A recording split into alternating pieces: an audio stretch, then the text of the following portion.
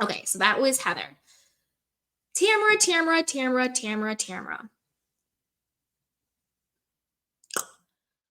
I can't.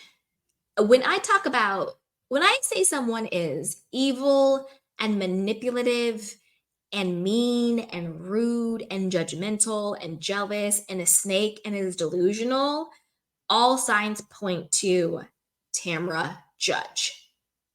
It's insane. Let's get into her whole, all of a sudden saying that she's, quote, on the spectrum and that's why she doesn't have empathy and she wanted to check herself into a mental facility. It's giving Rachel Raquel Leviss vibes after Scandal when she was like, I have to go to a mental health facility and like really work on myself and blah, blah, blah, blah. And it's just like, no, because the problem with that is a lot of things. Number one, and I have the clip of when she says it with her and what's her name, Teddy, which is horrible. But to me, the core issue with this is, and this is just me being an ally, because I am not on the spectrum. So I am not a part of that community. So I cannot speak for that community, but I can speak in support of that community. So as a person who is not a part of the community, but wants to be an ally and support them, the way I look at it is you're taking an entire community of people and saying, oh, I have what they have. That's why I'm an asshole. That's why I'm a jerk. That's why I'm mean. That's why I've been doing all this crazy, evil stuff. How can you equate your toxic, evil, psycho, mean, vindictive, vicious, disgusting, psychotic behavior with a mental, emotional disposition? I'm not sure what the correct word is. I want to be respectful and use the right wordage. Diagnosis, right? It's disgusting. It's absolutely disgusting. And it's crazy and it's very, very disrespectful. But let's watch the little video we have of it. Then we'll get into what Vicki had to say and what Kelly Dodd had to say about everything. But let's watch the video. And when we watch the video, I want you to look out for a couple things. Number one, does it look like they're reading from a script? Number two, does it look like they both want to laugh? Like it's a joke for them. Like they're kind of laughing about it. So look out for those things, okay? Let me bring it up.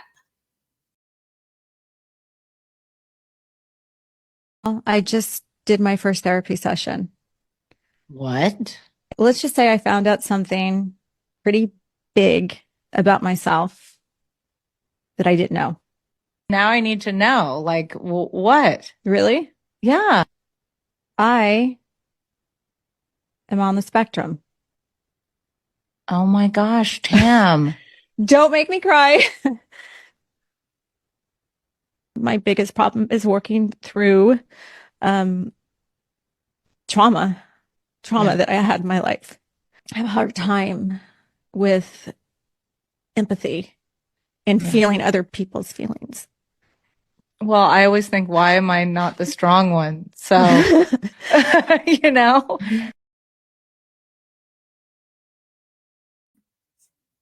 I mean, that was so disgusting. They were clearly reading from a script, and two, they clearly looked like they wanted to laugh about it. Now, I also want to bring up the point about her talking about, oh, I have all this trauma and that's why I can't, blah, blah, blah, blah, blah. Number one, your trauma, anybody's trauma, is never an excuse to hurt other people.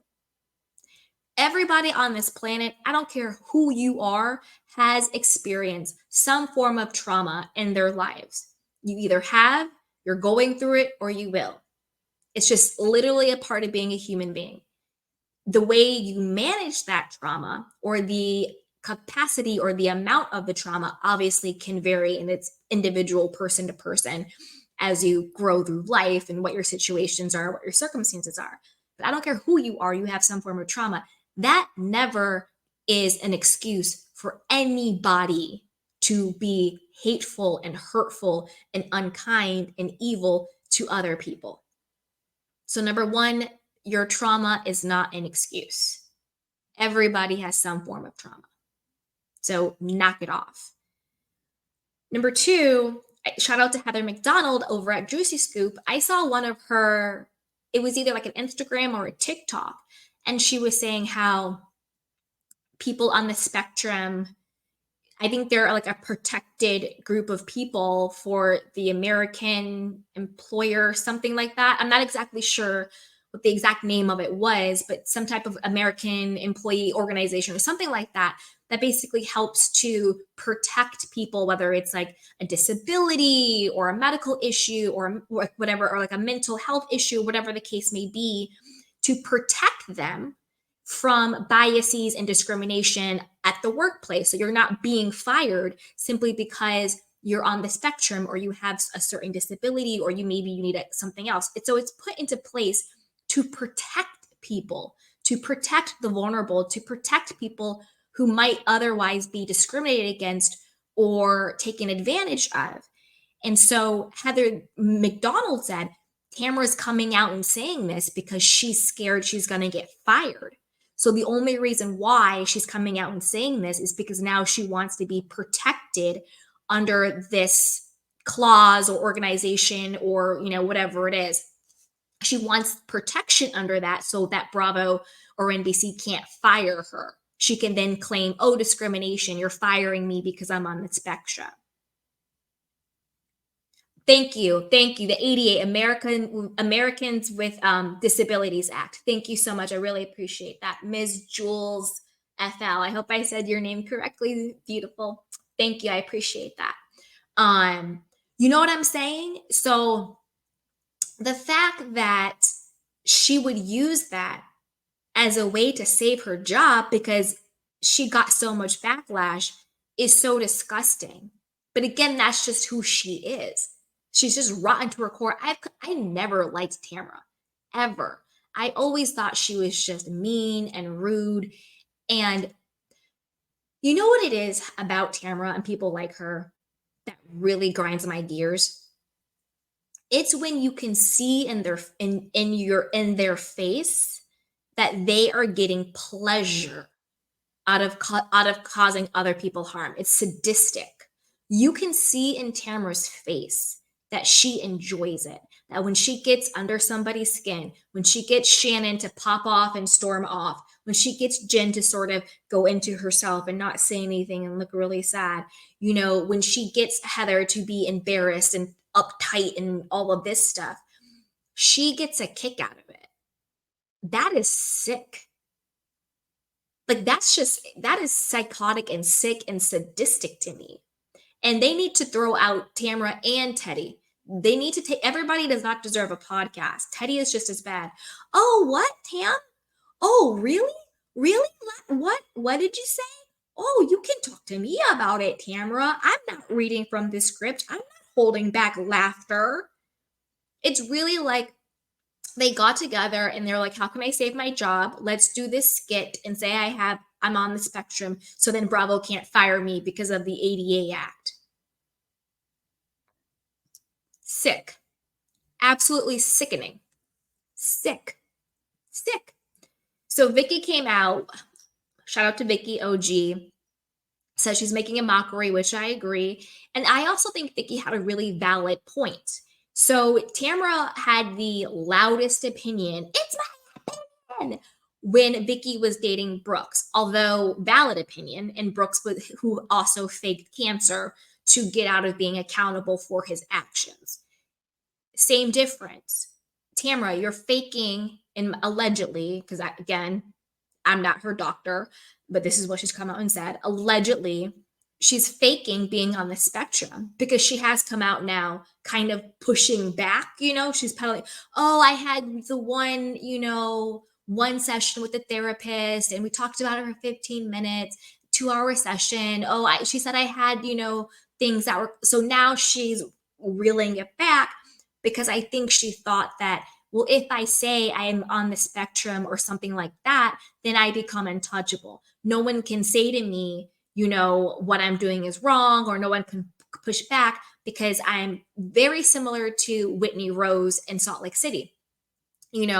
weaponizing their trauma and their healing and their mental health journey. Oh, the moment I say anything about mental health, I become untouchable, which is so disgusting and not true because we see each other. Okay, boo boo? We see each other. We know what is up. So it's totally disgusting to use that. Kind of went up on a tangent there. But yeah, it's like Tamra, it's horrible, but she's always done that. Oh, that's right. We're talking about Brooks. So it's the same difference, right?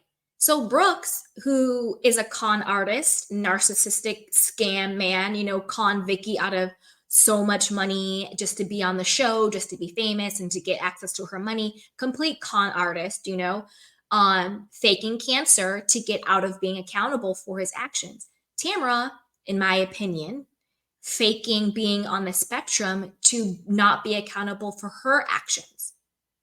Same thing.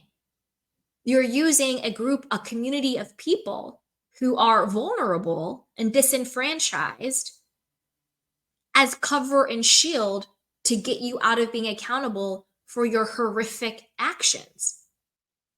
And I am happy that Shannon showed Jen the receipts on you that you allegedly did the whole background check on Ryan, which I believe, and then trying to split hairs. No, it wasn't a background check. It was about the mortgage and whether or not he did. We saw the screenshot. It said, can you do a background check on this guy? Okay. We saw the screenshot, sweetheart. Get out of here. Knock it off. Knock it off. And then we had Heather Dubrow going, she did some interview, like the behind the scenes or whatever on Bravo, being like, well, I just didn't understand why Shannon waited 2 years. They were back in 2022. Heather, pipe down and please get some self-esteem. You don't need to be Tamra's mouthpiece. If I am Shannon Bedore with the way Tamra has treated me, I am going back to 2012, 2002, 1992, 1982, 1972, 1952. I'm going as far back as I need to go to check this chick. And what Shan was doing was saying, listen, Jen, this woman keeps coming after you and after you and after you, and you keep forgiving her and taking it. We need to come together. And how is that any different than what Tamra does? When Tamra goes to everybody and says, Shannon's a liar, Shannon's a drunk, Shannon owes the money, Shannon. How is that any different? So shout out to Shannon for getting a backbone, getting the receipts, and being like, let's go toe to toe. Now, I do think that with the reunion, I think we're going to be disappointed because people are saying that Tamra and Shannon kind of have a come to Jesus moment. There might be some reconciliation there. We'll see if that reunion moment lasts, because I feel like now that we're seeing more of the backlash, now that we're seeing more of everything come out, I hope Shannon doesn't drink the Kool-Aid and go back to being Tamra's friend in any capacity. But I think if that happens at the reunion, I feel bad for Shannon because I think Shannon might get some backlash for that. It's going to be like, wait a minute, we rode for you all season. This woman did you so dirty, and now all of a sudden it's kumbaya. I don't think so. I would feel some type of way. So I hope it's not a true reconciliation at the reunion. And I hope Shannon doesn't go back and get back with her. But that's kind of where I land on the whole situation with Tamra and Shannon and Vicki and Kelly saying that, Tamra needs to be fired. I agree. I do think Tamra needs to be fired. Another reason why Tamra needs to be fired is, watch your mouth. Watch your mouth, because she said she wanted to be like Lisa Rinna. I believe in manifestation. You speak it, it becomes. You want to be Lisa Rinna. Lisa Rinna got what? Fired. Ding dong, the witch is dead.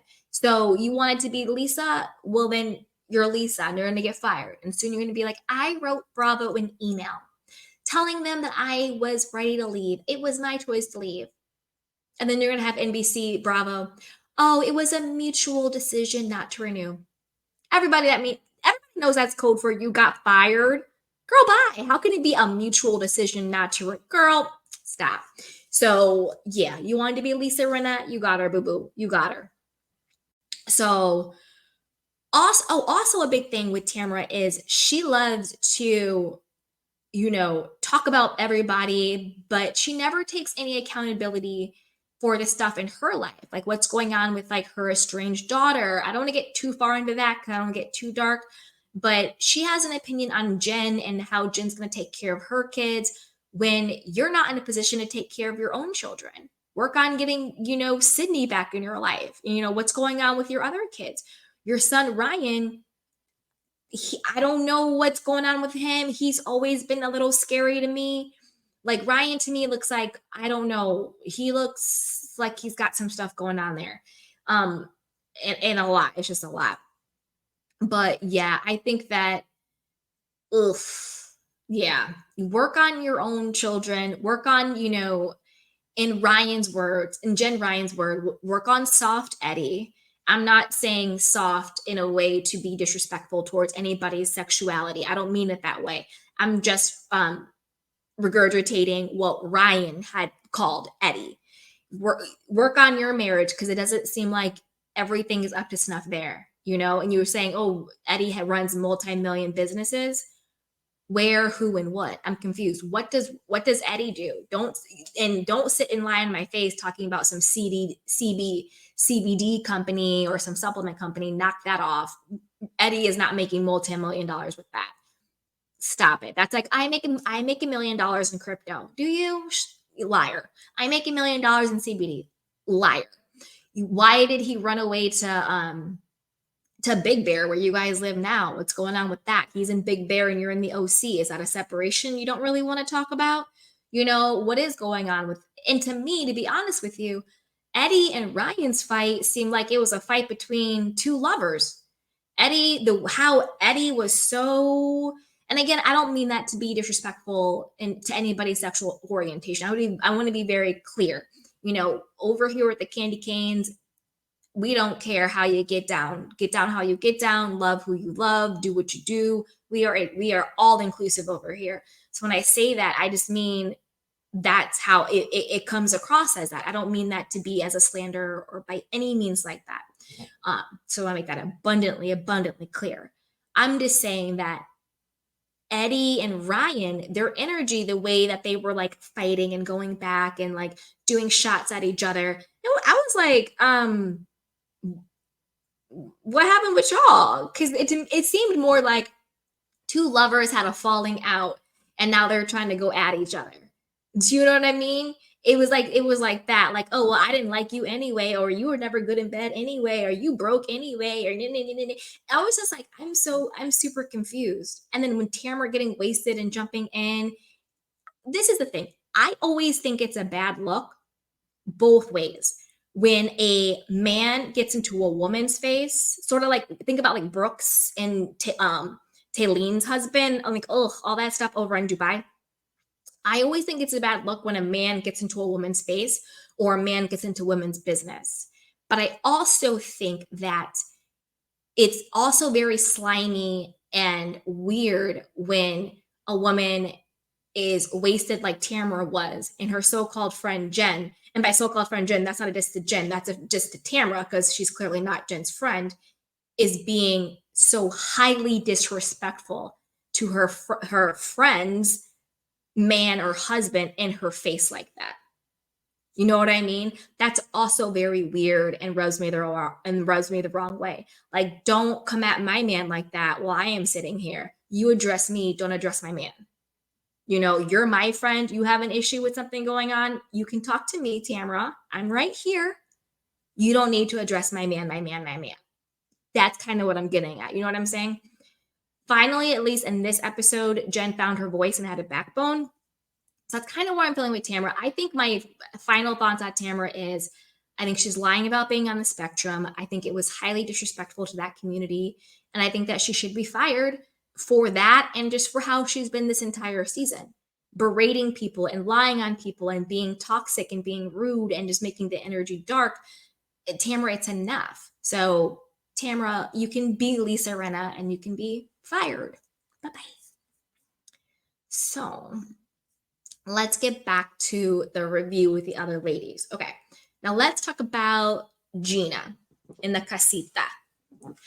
So Gina was just